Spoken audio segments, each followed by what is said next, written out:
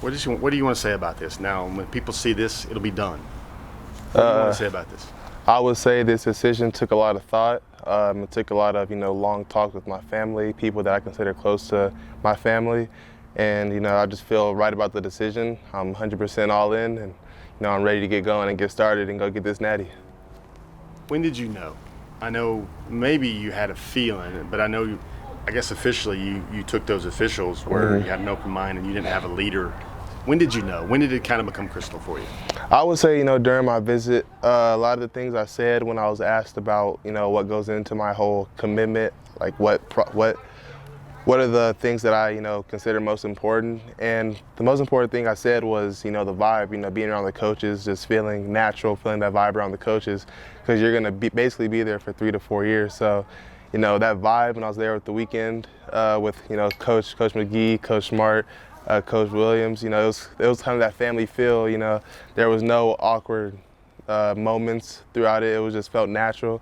I felt confident about Coach McGee's ability to help me produce, to, make my abilities, just bring it out through the roof. And I trust Coach McGee to be able to do that, and I'm excited for it. What goes through your mind when you think of Georgia football and the future road that lies ahead of you? When I think of Georgia football, RBU, greatness, all the great backs that came through, Nick Chubb, Sonny Michel, all the way to, Herschel Walker, who in a sense started it off. So I think greatness. I'm excited to basically be a part of that greatness and carry on that RBU name and, like I said, go get that natty. Is it inspiring, or is it humbling, or is it a little of everything that you get to carry the rock where all these legends have trod? It's motivation, because everybody's, right when you get there, everybody's going to have that sort of expectation set for you that you got to come in and, keep the reputation of RBU, keep producing, keep getting those, those big games and all that type of stuff. So it's motivation for me to keep producing, keep doing everything I need to do to keep the name going on at Georgia. What will Kendall Milton, the committed recruit, be like? You've been kind of behind the scenes the last couple of weeks at least. What will you be like now as a committed Georgia recruit where you can? Oh yeah, everybody's gonna know I'm a commit. So all the recruits, I'm gonna go after all of them. I plan on playing with another great back. So going after Zach, going after Tank, trying to put together this all-star team to make the competition a little bit easier. In your mind, is it Zach or Tank? You just want whoever's in. Are you good with either of those guys? How do you weigh those two guys about what they do best? Every school, they provide different for every person. So what's best for me might not be best for Tank or best for Zach. So at the end of the day, whatever is their best decision, wherever God wants them to be, then they should take that opportunity. But if that's Georgia, then both of them, both Tank and Zach, they both have similar running styles, both built back. So, playing with one of those backs, it wouldn't be a sort of drop-off for when we're playing together. It'd kind of be just a 1-2 punch type of thing. Kendall, this might be the most wildest question I ask you. Do you think it will be one of those guys? Will you be disappointed if you're not running through the hedges with one of those two guys for 3 or 4 years going forward? I wouldn't say disappointed. Already at Georgia, they already have great backs that were great in high school that are still doing great things. So if they want to come and compete and come get this natty, then we could come get it. But, like I said, if God has better options for them at other schools, then they should take those opportunities. You've mentioned natty a lot. That's a big thing. And I hadn't heard you mention Heisman. I hadn't heard you mention 1,500 yards. I hadn't heard you mention beat Alabama. I've heard natty. Yes, sir. I need that natty, need that big trophy at the end of the year. That lets you know all the hard work and everything paid off. You guys are the best team in college football, so that's what I'm going for. I want to know about your cousin, or the one who created this rap track. Tell me about that. He originally reached out, and family, we consider family as the biggest thing around here, and he reached out and let us know he wanted to be a part of this and make the song and everything. So we agreed to it. I told him my thoughts about the school, my thoughts about the coaches, what I valued most, and he put together a great project. What went through your mind when you heard it for the first time? It was deep. The thought, the idea, that family that I don't see a lot. I'm not even sure if I've met him, but family takes the time out to provide for other families, so that's very deep for me. What's his name, Chris? They call him King James. King James. King oh, wow. James he's a gospel rapper.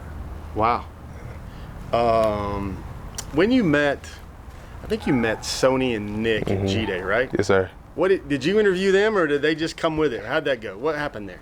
They're both people that express their personalities. Sonny and Nick, they both made it clear that Georgia was the best option for me. They made it clear that Coach McGee is a great coach and he's going to push you every single day. On days where you think that you're tired or you can't go, he's going to push you past your limit. So they let me know that, no matter what happens, Georgia will push me to be my best, and that's something that kind of stuck with me, through these few months. You recently, I guess, linked up with Todd Gurley. Similar frames, I guess, a little bit. Yes, I mean, sir. is he like eye level with you? I mean, size-wise, what do you compare to him right now? Are you? We're about the same height. He's a little bit, I would say, wider a little bit, but that's it. We're similar in size.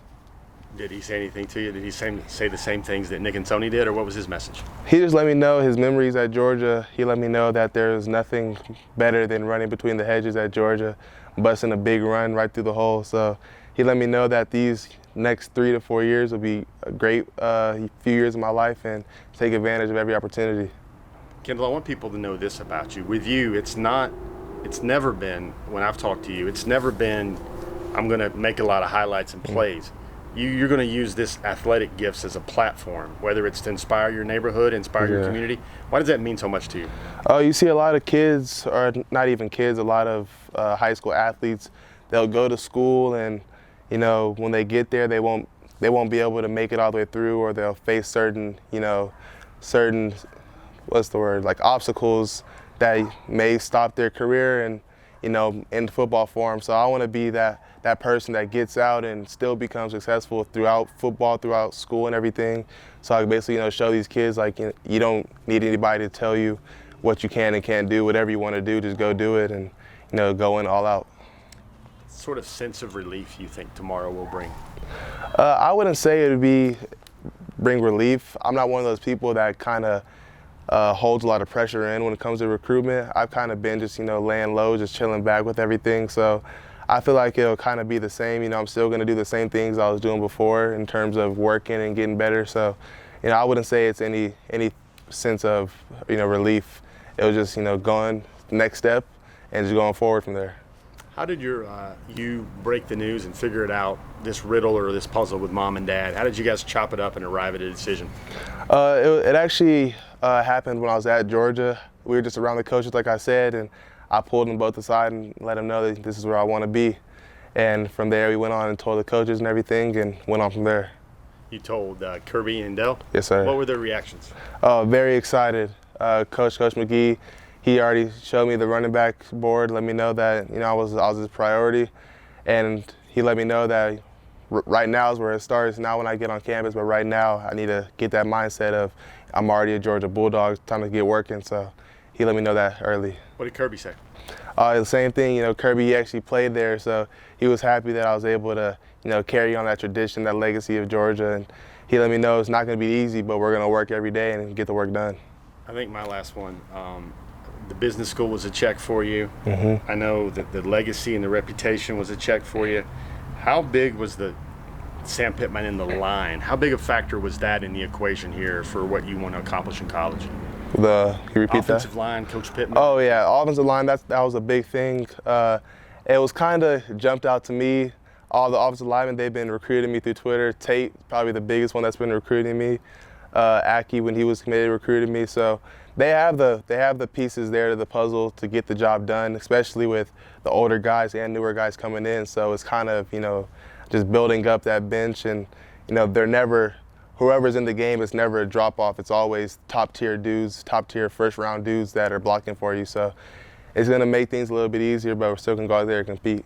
Do you have a message for the rest of the country or maybe Dog Nation about, I know you can't give anything away, I know you know a lot, but can you give them a sneak preview of what you think this class will eventually be in the 2020 group?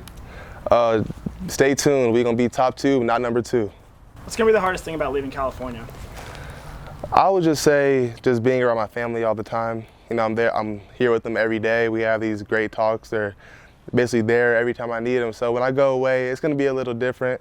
But I won't be going into the school with just, a whole bunch of people that I don't know. I'm coming in with friends that I talk to every day. I'm going to a place in the South area to where my family is originally from that whole Louisiana area. So I'm not really just going out there by myself, no resources. I still have those resources to help me out when I need help. So I would say that's the only thing that, you know, with that I would miss going away.